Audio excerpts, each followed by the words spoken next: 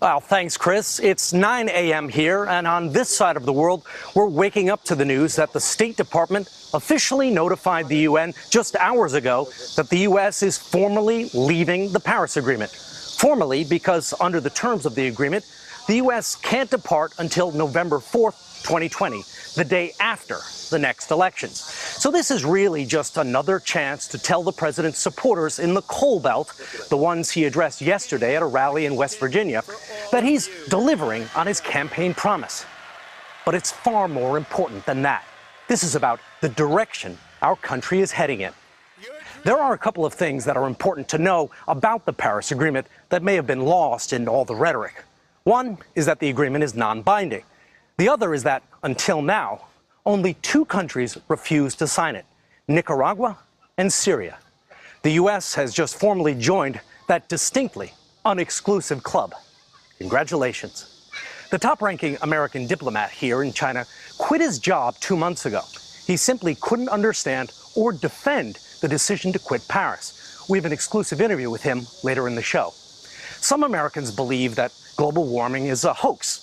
We're not going to spend a second of this show discussing whether climate change is man-made or cyclical or caused by alien spacecraft, because frankly, it doesn't matter. A new world is coming, no matter what you believe. New economies, new businesses, a world of electric cars, and cheap, reliable solar energy. Here in China and all over the world, this isn't just some future plan. It's happening now. China is, to be sure, a super polluting and super polluted place. It burns more coal than any other country, and largely because of that, the air here in Beijing is basically not fit for humans to breathe. But in the past few years, both China and India have figured out that renewable energy is actually good business too. Both countries have enormous and very poor populations, and yet both plan to not only meet the goals set out in the Paris Agreement, but beat them. We're about to take you on a journey through Asia to see why China and India are racing ahead to embrace new technologies and making a killing in the process. Surprisingly, our journey to Asia begins, in all places, in Brooklyn. Here come the red lights. And away they go for race 2 of the Qualcomm New York City E-Prix. And already drivers are mixing it up. Oh, great down the inside. This is what speed sounds like now. Welcome to Formula E racing. All the adrenaline, all the excitement, with very little noise and zero emissions. And if you've never heard of electric car racing, you probably also haven't heard of Anand Mahindra. And here come the Mahindra teammates, whose team came in second and third in this recent race in Brooklyn.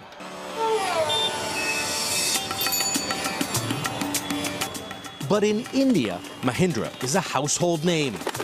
In a country known for poverty, spirituality, and some of the most congested streets on earth, he's a billionaire who drives a tiny, cheap, all-electric car called an E2O. Sustainability is an opportunity to innovate dramatically. If you look at great leaps of innovation, they've come around a single movement or a development. The E2O is not actually that innovative. In fact, it's about as basic as a car can be. But it's the only electric car made in India, and for young Sadhana, owning one is a dream come true. She couldn't wait for her father to sign the papers and for the whole family to climb in. They didn't think it was cramped or basic or slow. They thought it was the future. And so does Mahindra. India has suffered in the past from a poverty of aspirations, not just simply from poverty of income or wealth. And that, happily, under this current regime, is being rectified. So you're going to see a lot of very ambitious goals being set. Starting with the goal of replacing every single vehicle on India's roads with an electric by the year 2030, India's Prime Minister is big on moonshot goals. In 2015, he traveled to California to visit the Tesla factory and meet the world's most famous electric car pitchman, Elon Musk, who's planning to open a factory in India. Mahindra welcomes the competition. He recently called Musk out over Twitter. "Time you got over here, Elon," he wrote. "You don't want to leave the whole market to Mahindra, do you?" "Good point," Musk replied, adding, because it's Twitter, a smiley face. He made electric cars sexy. He made them desirable. He made them aspirational. That is what we need. They should not be seen as cars for geeky tree huggers anymore. They should be mainstream. And he helped do that. We have to acknowledge that. Mahindra's cars, on the other hand, are not designed to be sexy. He's competing on price and scale.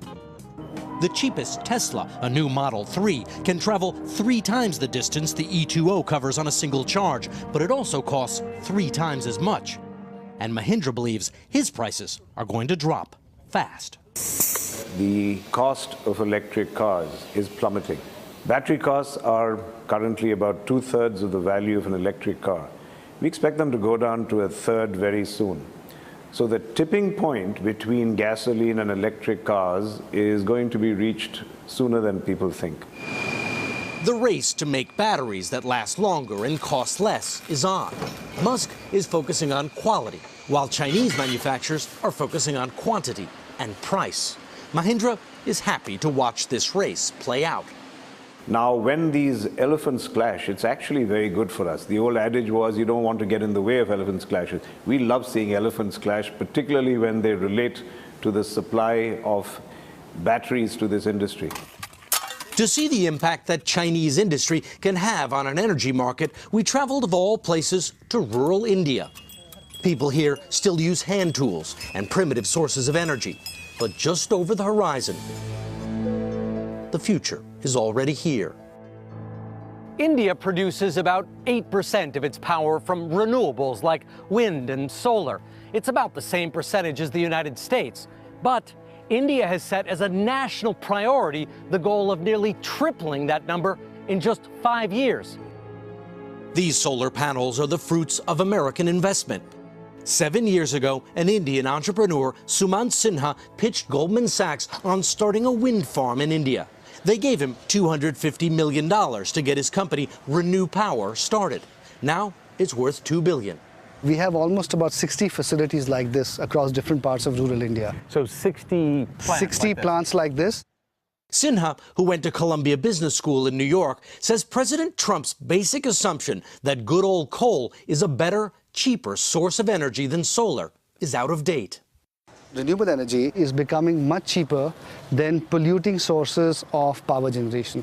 Maybe 3 years ago or 5 years ago, it might have been the correct statement to make, which is that cheaper sources of energy are more polluting. But today that is no longer the case. New technologies. Exactly. And you have solar and wind now that is far cheaper than any coal-based source of power. Sinha is no eco-warrior. Both he and his investors were initially drawn in by subsidies offered by the government. The idea was, if you subsidize it, they will come. And this field of mirrors is proof that it worked. Now, market forces are doing the rest. The most important thing that has happened is that the panels themselves have become cheaper. So they've come down to 1/3 of what they costed literally just 3 years ago. With each generation of solar panels getting better and cheaper, creating a cycle in which demand and supply are both growing rapidly. We decided to next head to the engine that powers that cycle: China. This is the factory where the panels we saw in India are produced. The speed with which factories like this one have popped up is astonishing. China now is the largest builder of wind farms and solar farms around the world, by far. They're building at least twice as fast as the United States. They've really taken over the world in terms of solar capacity and solar manufacturing. 66% or so of the solar panels that are sold around the world now are from China or Taiwan. Alvin Lin is with the Natural Resource Defense Council. He says that China, which is one of the most polluting and polluted nations on Earth, changed course a decade ago and is now racing to become a green powerhouse. Is it because they tried the other experience, choked on the bad air, and decided they can't do that anymore? Or is it a business opportunity, or both? It's both. It's both. China has always been using a lot of coal because it has a lot of coal, but back in 2006, they passed the renewable energy law. And so that, for the first time, really set out these targets, this plan to support the development of wind and solar. China spent $102 billion on renewable energy in 2015. That's more than twice what the U.S. spent. And while President Trump talks about bringing back jobs in coal, China plans to spend even more on renewable energies over the next 3 years and create 13 million jobs in the process. You look for the trends, you see where things are going, and you jump ahead and you take the leadership. And that's how you make money, that's how you create jobs. That's all China's doing, right? I don't know what the hell we're doing. Chris DeAngelis is an American lawyer who works with large technology companies here in Beijing. He says while Americans argue about the science of climate change, the Chinese are racing ahead. Whether or not you believe it, this is where the world's going, right? You take a very sort of business focus on it. They see where this is going. The whole world is going down this path, other than the U.S. right now, right? And it's an opportunity for them to lead. It's an opportunity to generate jobs. So they're killing it right now. And it doesn't stop at solar panels. Remember that race to build better and cheaper batteries to power electric cars? Chinese factories like this one are ramping up production so quickly that they will soon be making enough batteries here to power about 1.5 million Tesla cars a year. For all of Musk's energy and innovation, he can't compete with China on his own. China's environmental policies are way ahead of the U.S. Like their mandate for renewable energy far exceeds the U.S. I think sometimes people are under the impression that China is either dragging their feet or somehow behind the U.S. in terms of sustainable energy promotion, but they're by far the most aggressive on Earth. Everyone says technology, technology, be creative, be an innovator, okay? And the fact is, in many ways, China almost views technology as a commodity now, right? They're like, we can buy it. We have tons of people. We can make it. And not only in China. When the city of Los Angeles decided to switch its bus fleet to all electric, a new factory quickly opened up in the Mojave Desert. It's backed by Warren Buffett, but owned by a Chinese company. The first buses are already on the road in Lancaster, California. Another win for the Chinese way of doing renewables. Back in his office in Beijing, DeAngelis said American companies were inherently the underdogs in this race. And we do have amazing pockets of technology all over the U.S., but it's that everybody on their own versus China, which is the entire country, is like on the same mission. DeAngelis has lived in China for the past 13 years. He has seen how quickly this ancient country is changing its ways. What he can't understand is why our president can't do the same. All he does is talk about how he's going to get, coal jobs, right? It's an old world he's fighting for, right? It doesn't matter if you like it or not. The future's moving on, and the U.S. needs to accept that, right? Is the U.S. going to miss the next sort of industrial revolution here? The U.S. is still leading the world across almost every technology from a pure technology perspective. The question really is, does that matter? Critics would say, we've heard all this before. Chinese were going to be eating our lunch. Didn't happen. Why is now any different? Because now is what you're starting to see, I think, the result of 30, 40 years of planning of an entire nation aligned on one goal that, again, it's not like they're saying, in the next 5 years. They've been planning this for years. Their education system, their supply channels, everything. It's moving up through the system. And they were waiting for this opportunity? Yeah, I mean, this is, a 100-year plan, right? So was Trump a gift to China? I think so. I would be pretty happy if I was China. There was at least one person here in Beijing who was not happy when the president dropped out of the Paris Agreement. He was that senior American diplomat we told you about, and he told me that forced to choose between his career and a policy he could not accept, his faith led him to the answer. As a Christian, I'm not a theologian, but if we are stewards of creation, if we're charged with taking care of this earth, that means doing things to make that happen. That story's still to come, but first, the president singled out one American city in his speech, saying he was elected to represent Pittsburgh, not Paris. Turns out, not everyone in Pittsburgh was happy about that. We'll have that story coming up next.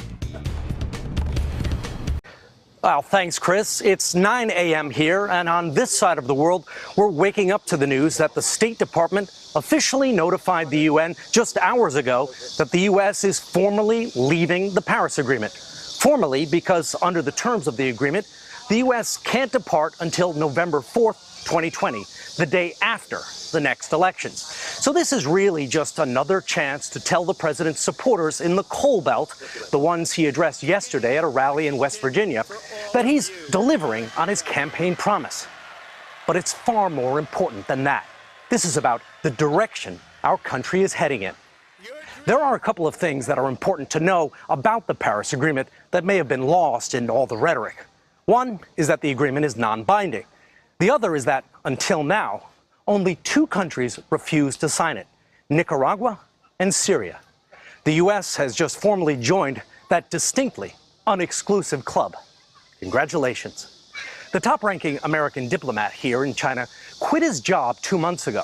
He simply couldn't understand or defend the decision to quit Paris. We have an exclusive interview with him later in the show. Some Americans believe that global warming is a hoax. We're not going to spend a second of this show discussing whether climate change is man-made or cyclical. Air here in Beijing is basically not fit for humans to breathe. But in the past few years, both China and India have figured out that renewable energy is actually good business too.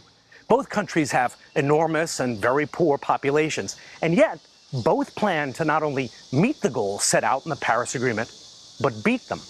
We're about to take you on a journey through Asia to see why China and India are racing ahead to embrace new technologies that are caused by alien spacecraft, because frankly, it doesn't matter.